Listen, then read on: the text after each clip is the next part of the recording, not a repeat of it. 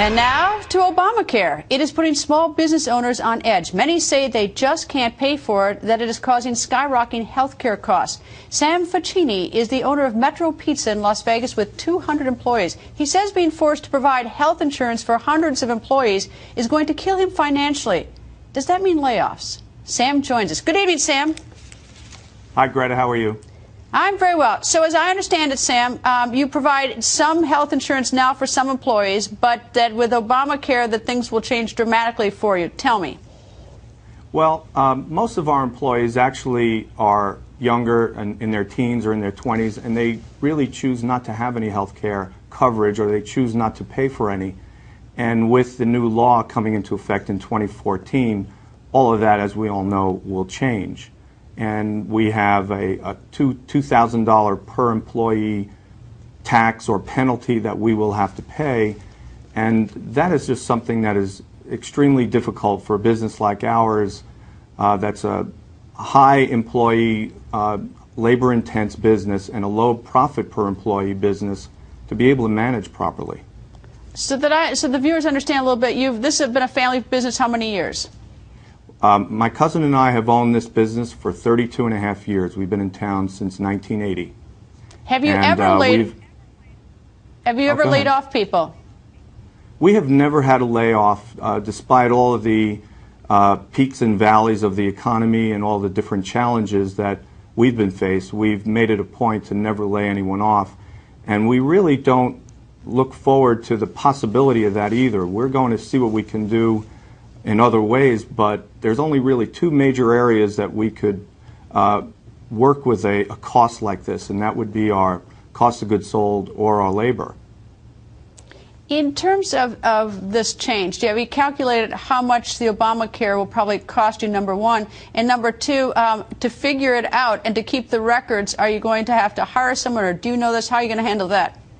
Well, that's another problem with the way the bill is written, is that they're calling a full-time employee a 30-hour per week employee.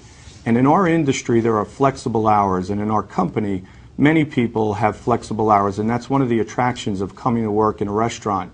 And of the 13 million restaurant employees around the country, that's one of the major attractions, is that you can have flexible hours. What that means is that you can one week have 25 hours, and another week you may be up to 35 or more.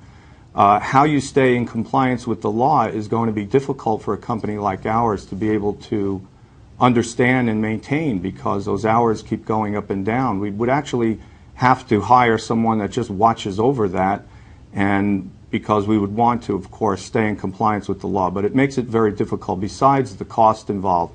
To go back to your first question, the cost to us, to our company, would be about an additional $300,000, which, quite frankly, I'm not sure how we're going to be able to pay for that without doing some other dramatic things to the way we put together our company and the way we have our financial model structured. Wait, did you go to a White House meeting about Obamacare? I thought that at some point that you were one of the members that went to the White House. Is that right? I was fortunate to be part of a group of members of the industry that were asked by the White House to come in, and to their credit, they wanted to know, this was over 18 months ago, they wanted to know how this bill, the way it was written, the way the regulations were put together, might impact our industry. And we were able to share with them, and they were very interested in hearing what it was about the way the bill was written that could cause our industry some concern. Did they do anything, though, as a result of the meeting? Did they change anything or make it easier? Well, you know, I honestly don't know what the outcome, the ultimate outcome of that was. They're still writing regulations, but some of what we were talking about were kind of hardwired into the law, and I think they really needed to try and understand what some of the impacts of these regulations would be on an industry like ours, which is a labor-intensive industry.